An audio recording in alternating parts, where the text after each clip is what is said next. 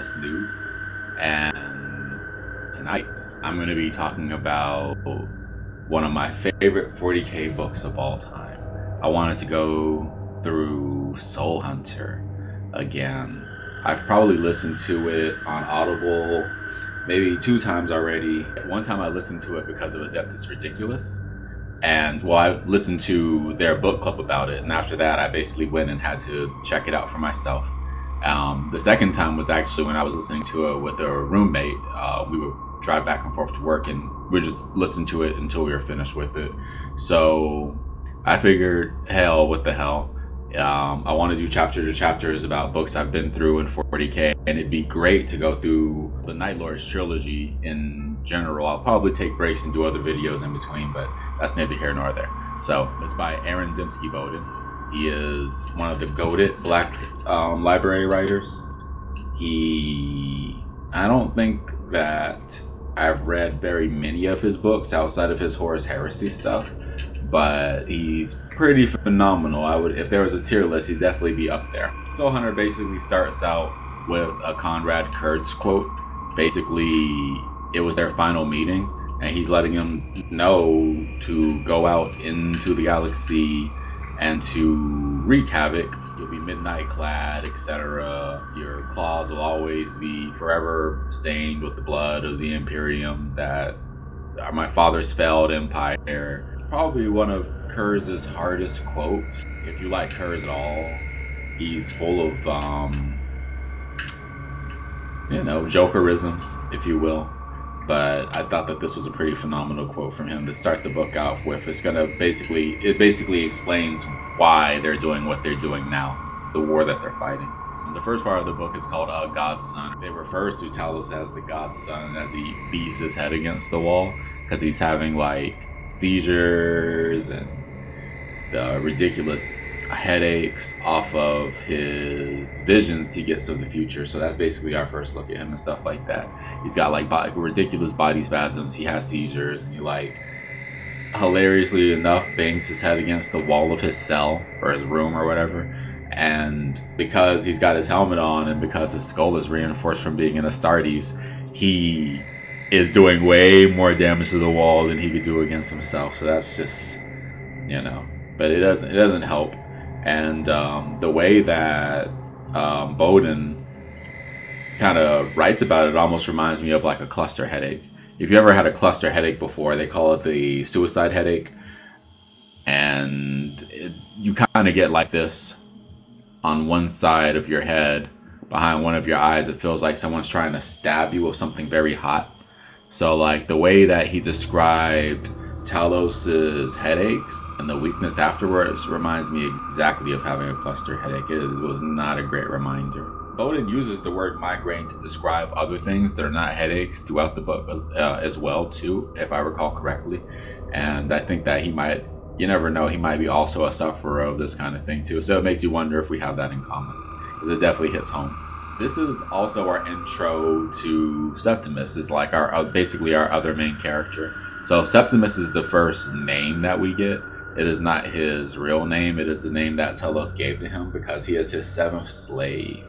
And I'm uncomfortable with slavery in general, being a black man and having heard, just the legacy of having slaves as ancestors is...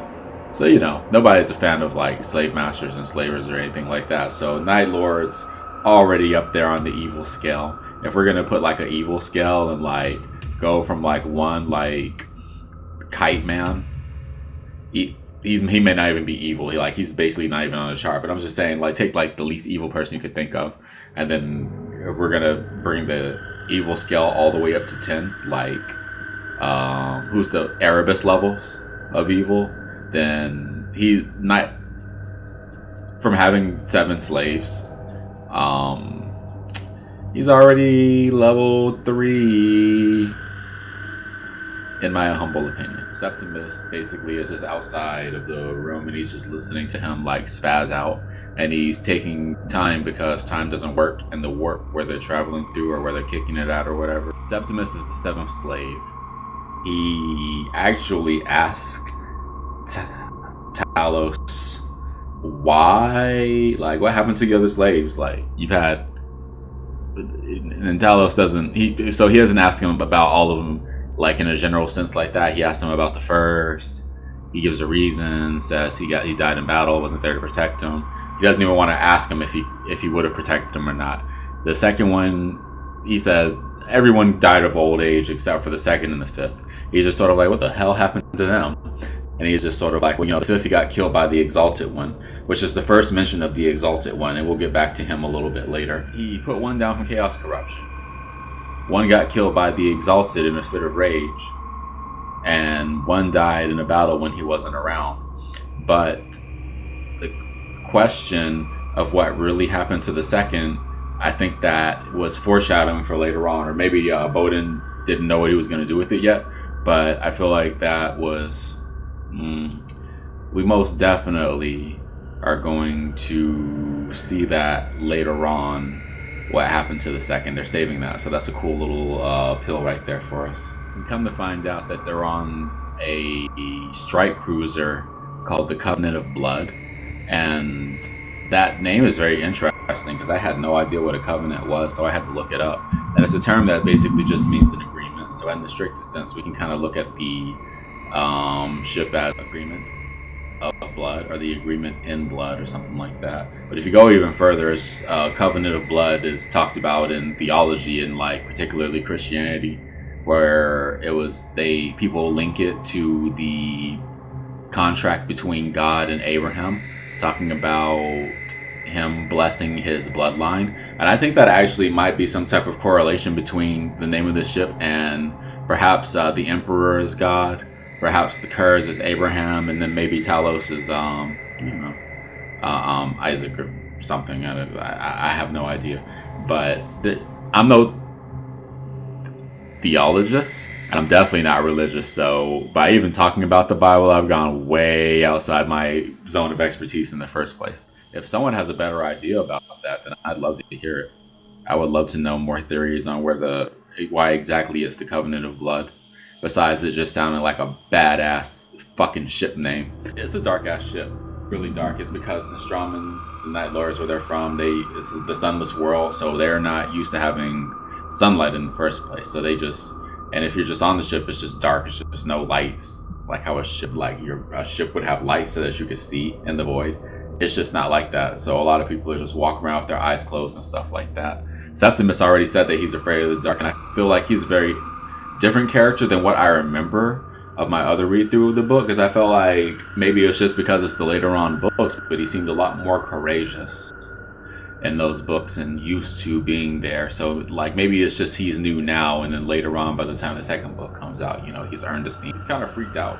He don't like being in the dark. When the Night Lords come around, if you got like a lantern or something like that, you gotta turn that shit down out of a sign of respect. Otherwise, you probably get murdered by your lords of the night. He gets visited by Sirion first. Not first, actually. He gets visited by Sirion second. He hears him approach. He turns his lantern down. He's like, how long has he been out? Sirion's another space marine. They're members of First Claw. First Claw is Talos's comrades in his platoon, if you will. There's three others, Sirion being the funny guy, if you will, from what I remember. And he's just sort of like, or what's going on with Talos? And he's just sort of like, he hasn't come out yet. And he's just sort of like, well, that's pretty fucking obvious. I asked him how he is. Now when he come out, do you even know who I am? And he's just sort of like, nah, but I can hazard a guess, my lord. And he's just sort of like, go. And he's like, you're Sirion. And it's just sort of like, how'd you know? And it's just sort of like, you laughed. Which was very interesting to me, because perhaps Sirion has a bit more humanity than usual in Astartes, to the point where like he's been around. From what we're seeing here, it's like maybe Septimus has seen Night Lords, but he's never seen any of them, including his master, really laugh like that. So perhaps Sirion still has this, either because he's still got some humanity, or he's just fucked up. Probably the former, right? Nah, the latter for sure. He's probably laughing because he's just a fucked up individual. He finds this all funny. He went down in battle when he would start having his seizure and his fit and seeing the future. And they keep him in his helmet, and he's broadcasting his prophecies across the Night Lord's comm network. So all the Astartes in their battle armor can hear his prophecies. And so Bowden does a good job of using this one term where Septimus is just talking about, well, it's dark and scary and there's demi-humans running around that might murder me. And he says that it's just another infinite night of his existence was the term used. And I just love that writing because it's just such good language, the infinite night of his existence. That is kicking it on the Covenant of Blood. That is kicking it on an Astarte, on a Night Lord ship. Dark, baby. Real dark. Discussion. Septimus refers to Talos' ability as his affliction. And Sirion tells him that he needs to watch his mouth because most people would consider this a blessing, and talking like that is dangerous. And Septimus says, like, I'm just using Talos' words. So I think that's early on showing us the difference between how some people see that gift of foresight, the blessing versus a curse thing. Even Talos himself thinks of it as a curse. He'd rather not have it. And I think that's going to come back into play later on, and later on again. There's a lot of, it's very interesting how much foreshadowing is really stacked into the first chapter just by itself. I think that is really clean writing. Very, very clean. They introduce Uzas because he asks if anyone else has been there, and Septimus lets him know that Uzas was there. He sat there and he listened, but he didn't say anything. And you don't know anything about Uzas yet, but if you do know, then you know that was some scary motherfucking shit. Sirion says that was pretty unpleasant, right? And Septimus is just thinking about it, and he's just sort of like, God, that was unpleasant. Like, false emperor, yes, that was unpleasant. Talos finally comes out of his freaking cell, and he's diminished, and he's tired, and he's weakened, and even his voice is scratchy. And this goes back to me talking about how you feel after getting a cluster headache. It makes me feel like is that what's going on here? That's what it feels like. That's what it reminds me of again. So that we reiterate that again. He's definitely got a plan. He had visions. He says he's been out for Septimus tells him he's been out for 90 hours. That's been a long time. He's had a lot of visions, and he seems like that kind of like he's got a plan. And it makes me wonder how often this happens, how often he just goes down, gets a bunch of crazy ass vision, isn't paying for a lot, and then he is sort of like Kenan and Kel, here it goes. It's obvious that he does this a lot, but he's just so used to it. He's just sort of like, I got a plan, Pinky, follow me, and Septimus is behind him. So after this, we move on to chapter 1. Chapter 1 is the story of a rogue trader named Sign. And he found an asteroid, and it's huge, and it's made out of pure adamantium. So he gets his people down there to mine it. He's about to get a bunch of adamantium, and he's gonna sell the location to the Mechanicus and be rich or whatever. He goes down there. He sends his people down there, and his fucking navigator Eurydice goes down there because they can't control her. And I don't want to be one of those guys where it's like, hey man, well, you can't control your woman because I already have a wife and she don't do shit that I say.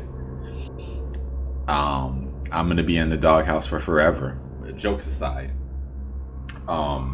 their freaking navigator, the person they can't leave without, goes down to the surface of the asteroid, an extremely dangerous and dumb maneuver, which may actually not be so dumb in the long run if you think about it. Maybe it was the Emperor guiding her. But they get ran up on by the Covenant of Blood, and they don't know what it is. They're just they just know it's an Astartes ship, and they're just sort of like, hey, bro, they're pulling up on us, and they're just sort of like, maybe Astartes do this. Maybe we can negotiate for the rock or whatever. And how greedy are rogue traders? I want someone to answer me this. I have a question because I don't know that much about rogue traders. Are all rogue traders this greedy to the point that they'll try to negotiate with an unknown Astartes, armed to the teeth Astartes ship over a rock, and I just feel like that was just, maybe I'm tripping. Maybe maybe this rogue trader was just this greedy to the point where he felt like he could get away with it. But would all rogue traders go for that? Is just my question. But yeah, the Covenant runs up on them, and they're not saying anything, and they can tell that their weapons are primary. They sends another message. She's just like, "My God, what are you doing? Like, what do you want?" And they finally answer back, and they say the famous line. The Bart Simpson say the line, Bart. They say, "We have come for you." I think they had more to say before that. Something about the God Emperor, just sort of like, "We're gonna kill you just like you did, God Emperor." It's like, what? It's like, "We have come for you," which is the Night Lord's catchphrase. They have 3 catchphrases: Ave Dominus Nox, Midnight Clad, and "We have come for you," which you'll hear throughout the books and other things that Night Lords are featured in, like the Painted Count. Ralderon, I have come for you. Lucy, I have come for you. But Ricky, I don't want to go in the skinning pits. Why? One of the things that stands out to me in this chapter was some more kick-ass writing from Aaron Dembski Bowden. He said some really cool shit about the Covenant of Blood himself, and I'm going to have to read for this. But he said, "It was vast, dark, and deadly, jagged, long, and lethal. Midnight blue, wreath and bronze trimmings, blacked in places from centuries of battle damage.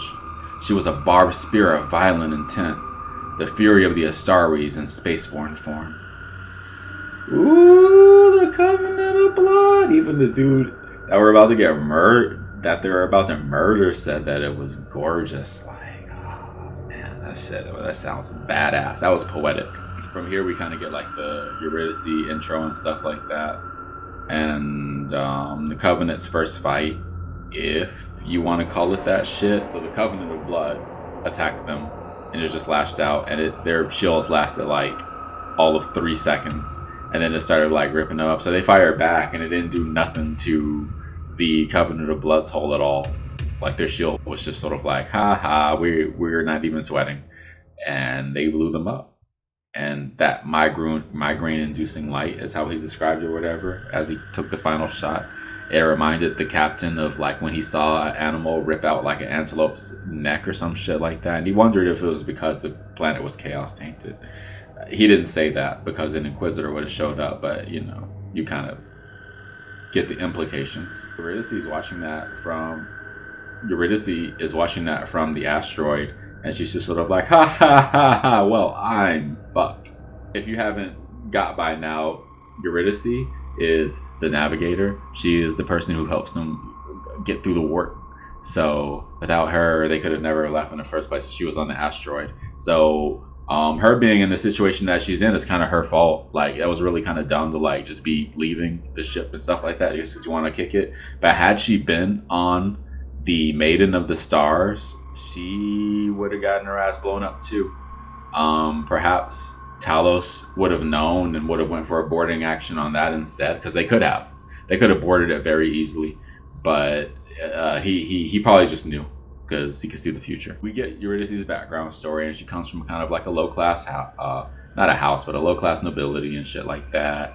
Her dad got into a speeder accident because someone else from another nobility sabotaged it, because he put out a hit on another noble house's family and like got their son killed or something like that. So Eurydice thinks it's kind of like his own fault that he's like all his bottom jaw is mechanical, and it cost the family a fortune to fix him. So he like sold her, or I don't know if you can like sell someone, but he put her. That's why the reason she was on the Maiden of the Stars. The Maiden of the Stars was the name of the cargo ship that the rogue trader had, that had just exploded. I find it very interesting that the Night Lord's first kill in this book is over some shit called the Maiden of the Stars. Of course, they want to murder a maiden. That's very Night Lordsy to immediately murder the first maiden that they see. It's like extremely Night Lordsy. The only thing not Night Lordsy about it is that they didn't make them suffer, because they like to do that. Maybe you don't know. I know, I've already read this book. Eurydice has a great comment where she mentions that they talk about how Sign had bought all these guns for his freighter to make sure that it was straight, and she's just sort of like watching it explode, and she's just at the same time, like, well, good thing you had all them guns on your ship. Looks like it did you a real good job. And I'm just here immediately like, God damn, she's vicious. That's some vicious shit to say, knowing that was your ride home too. That's a real one. Too real. You can be too real. I'm telling you, when keeping it real goes wrong. There's still some guards down there on the asteroid with them. They try to get her to leave. She has another hilarious comment. Says, "Sounds fun, but I'll die here. Thanks." Sounds fun, but I'll die here. Thanks. Probably had they not gave us that Kurz quote earlier that I had not even tried to paraphrase, then this would be the first best quote of the book. But this is also a killer. I love it. The bodyguards actually ask her if she can kill the Astartes with her eyes. And at the time, I couldn't remember if this would even work or not. And that if you can just kill a named character with your third eye and shit like that, that's stupid overpowered. And I know that 40k is overpowered on purpose, but wow. Wow. I would love to see it tested out. Talks about kind of like how the navigators are outcasts and nobody really like fucks with her. But it's very interesting because they talked about how Sign was trying to flirt with Eurydice and stuff like that. So clearly either he didn't know or didn't mind or was into it. Talos goes down there. They all go down there. We get our introduction to Zarl. Zarl's like, what the fuck are we doing down here? Like, Abaddon wants us to go fight at Krythe, so we should be doing that instead. This is a waste of time. And this is also our first mention of the despoiler Abaddon in this book as well too, because he is also a character. He is like an ultra side character, but he does play a somewhat significant role in the book. Even though, and this is too early to even be talking about that, I would argue that he's out of character. But it's for a different book. Who cares? The Exalted also gets on the microphone, and Dembski Bowden says his voice sounds like a wolf with a bunch of tumors in his mouth, which is terrible because I couldn't even imagine that with my ears, but I imagined it with my mouth, and it does not look good. She is somewhere else, and she's firing at them with a turret, and it's not doing dick. They take cover, and Talos splits them up, and they make her sound like she's very, very ineffective. The laser's firing randomly, and she's squinting through the little screen, and she can't see shit, and so it's just she has no hope of they make her sound very, very, very they make her sound harmless. Talos and Septimus separate from the rest of First Claw, and they go down there to get her in the engine room, wherever she's at, control room.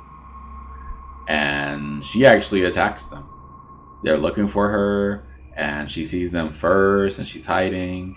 And what's great is that Dembski Bowden says she probably could have murdered Septimus had she chose him as his first target. She could have just split his head open with the crowbar she was holding, but she attacked Talos instead. And she hilariously was banging the thing on his head, and she stopped after a while because she realized she wasn't touching the ground. He had caught her when he jumped at her. And he started squeezing and shit like that. And what's very interesting is my question got answered, because Dembski Bowden says that if Talos had looked into her eye, her third eye, which was open, he probably would have died. But since he already knew she was a navigator before he got there, he had his eyes closed. Na na na na na na. And that's overpowered. Think about it.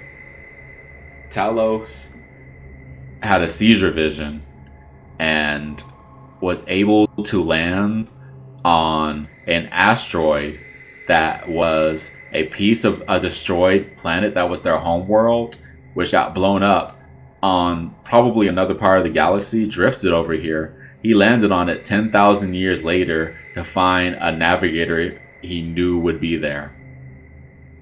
That's overpowered. That's some good future sight, bro. What the fuck?